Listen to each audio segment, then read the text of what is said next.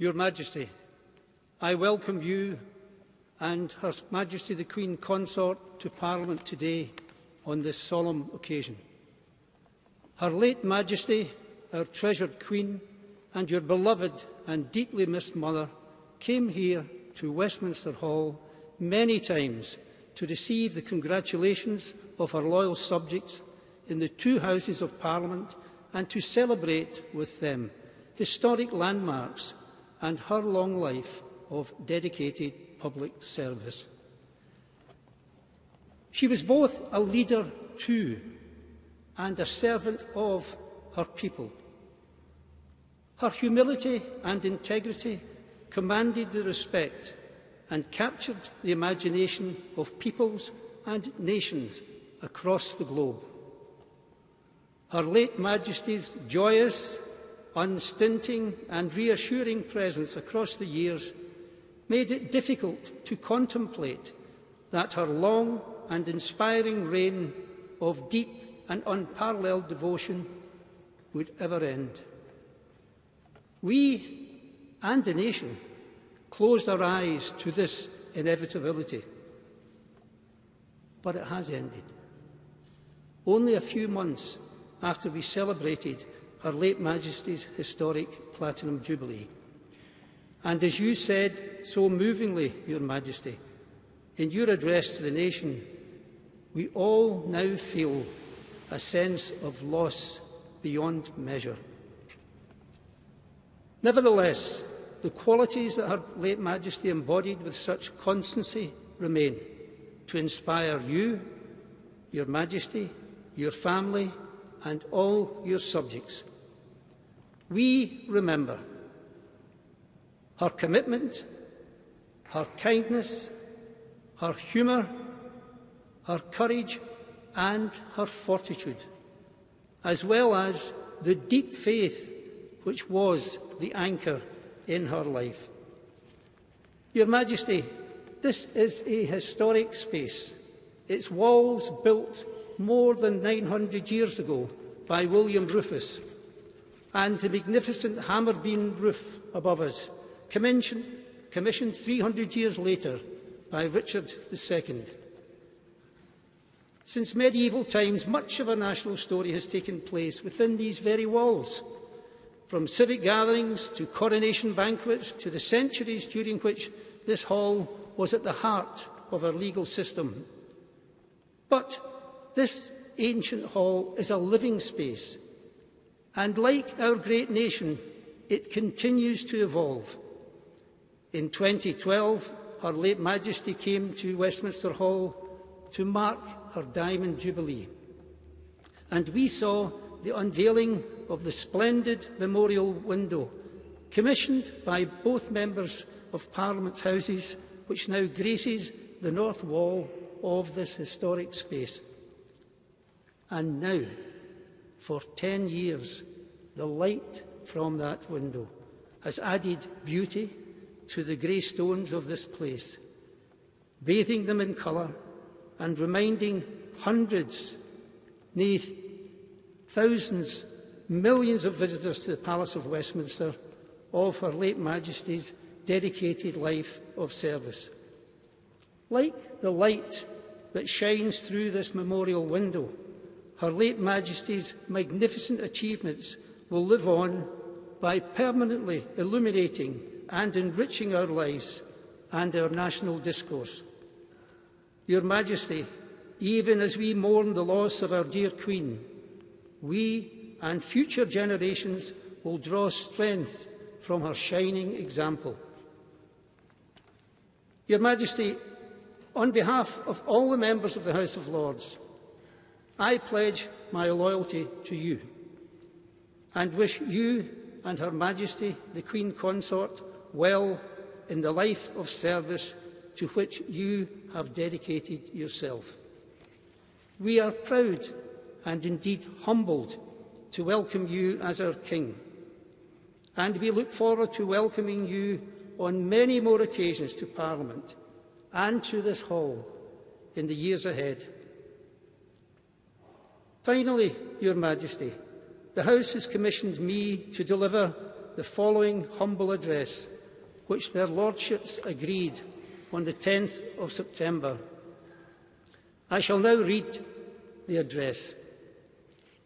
Most gracious Sovereign, we, your Majesty's most dutiful and loyal subjects, the Lords spiritual and temporal in Parliament assembled, beg to leave to convey to your Majesty the deep sympathy felt by this House in the grief your Majesty has sustained by the death of our late beloved Queen, your Majesty's mother of blessed and glorious memory.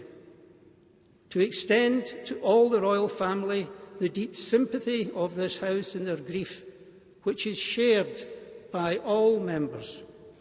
To assure your Majesty that the example of selfless public service which our late Sovereign displayed over her reign of 70 years, her untiring endeavours for the welfare of her peoples, and her fortitude in adversity will ever be held in reverent, affectionate and grateful remembrance. And to express to your Majesty our loyalty to your Majesty's royal person and our firm conviction that under the blessing of divine providence, your Majesty will, throughout your reign, further the happiness and protect the liberties of all your peoples in all your realms.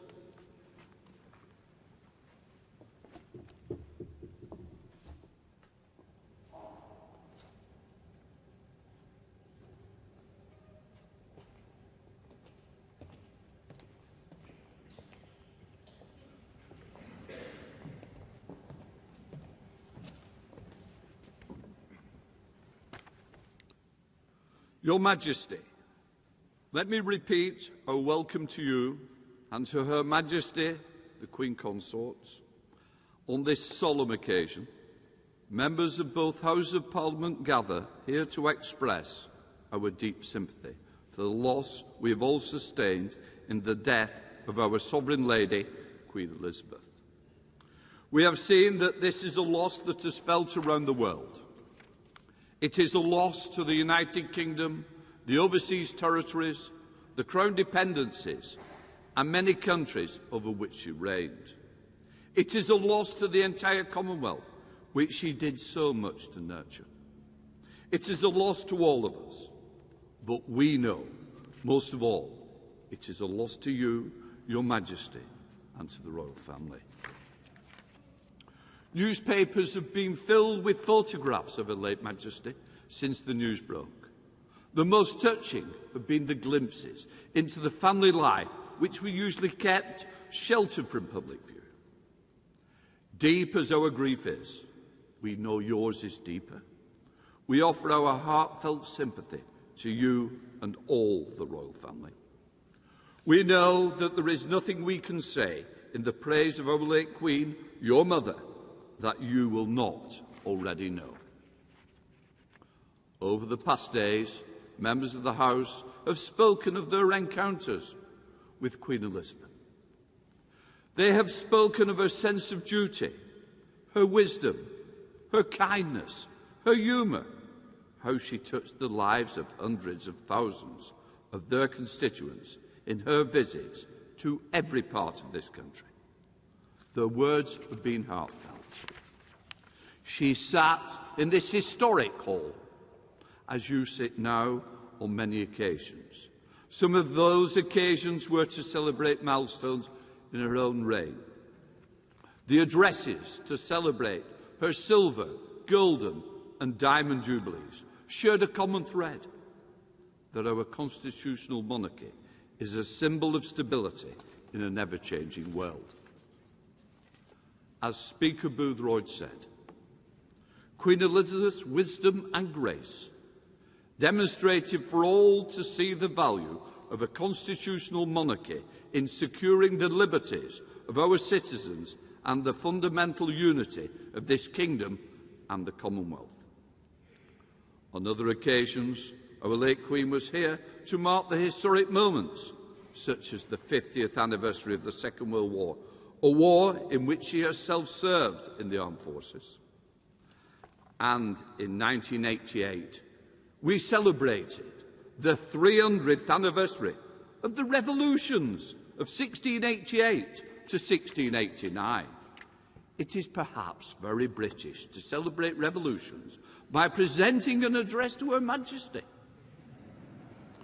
But those revolutions led to our constitutional freedoms, set out the foundation for a stable monarchy which protects liberty. In your first address to the nation, you recognised your life would change as a result of the new responsibilities. You pledged yourself to uphold constitutional principles at the heart of our nation. These are weighty responsibilities, as the early Queen Elizabeth said in her final speech to parliamentarians. To be a king and wear a crown is a thing more glorious to them that see it than it is pleasant that them that bear it. We know you hold the greatest respect, the precious traditions, the freedoms and responsibilities of our unique history and our system of parliamentary governance. We know that you will bear those responsibilities which fall to you with the fortitude, dignity demonstrated by Her late Majesty. When the House met at the Accession Council, my first symbolic act was to make the oath to be faithful and bear true allegiance to Your Majesty, King Charles. And so it is my duty to present our humble address to you, our new King, to express both our sorrow and loss of our Sovereign Lady and our confidence in the future in your reign. Most gracious Sovereign, we, Your Majesty's dutiful, loyal subjects, the Commons of the United Kingdom of Great Britain and Northern Ireland, in Parliament assembled, express deep sympathy, felt by this House for the great sorrow which Your Majesty has sustained by the death of the late Queen, Your Majesty's mother. Extended to all the royal family the deep sympathy of this House in their grief, which is shared by all its members. Assure Your Majesty that Her late Majesty's unstinting dedication over a reign of over 70 years to the service of our great country and its people, and to the service of the countries and the peoples of the rest of the wider Commonwealth, which will always be held affectionate and grateful remembrance. And to express to Your Majesty our loyalty to you and our conviction that you will strive to uphold the liberties and to promote the happiness of the people in all your realms, now and in years to come.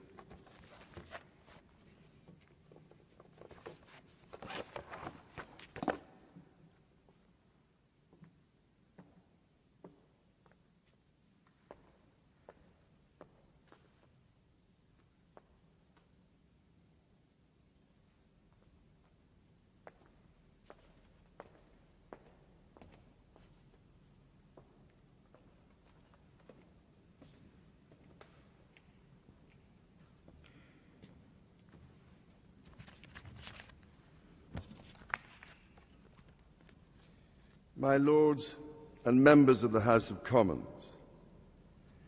I am deeply grateful for the addresses of condolence by the House of Lords and the House of Commons, which so touchingly encompass what our late Sovereign, my beloved mother, the Queen, meant to us all. As Shakespeare says of the earlier Queen Elizabeth, she was a pattern to all princes living. As I stand before you today, I cannot help but feel the weight of history which surrounds us and which reminds us of the vital parliamentary traditions to which members of both houses dedicate yourselves with such personal commitment for the betterment of us all. Parliament is the living and breathing instrument of our democracy. That your traditions are ancient, we see in the construction of this great hall, and the reminders of medieval predecessors of the office to which I have been called, and the tangible connections to my darling late mother we see all around us, from the fountain in New Palace Yard, which commemorates the late Queen's Silver Jubilee, to the sundial in Old Palace Yard for the Golden Jubilee, the magnificent stained glass window before me for the Diamond Jubilee, and so poignantly and yet to be formally unveiled, your most generous gift to Her late Majesty to mark the unprecedented Platinum Jubilee, which we celebrated only 3 months ago, with such joyful hearts. The great bell of Big Ben, one of the most powerful symbols of our nation throughout the world, and housed within the Elizabeth Tower, also named for my mother's Diamond Jubilee, will mark the passage of the late Queen's progress from Buckingham Palace to this Parliament on Wednesday. My Lords and members of the House of Commons, we gather today in remembrance of the remarkable span of the Queen's dedicated service to her nations and peoples. While very young, Her late Majesty pledged herself to serve her country and her people, and to maintain the precious principles of constitutional government which lie at the heart of our nation. This vow she kept with unsurpassed devotion. She set an example of selfless duty, which, with God's help and your counsels, I am resolved faithfully to follow.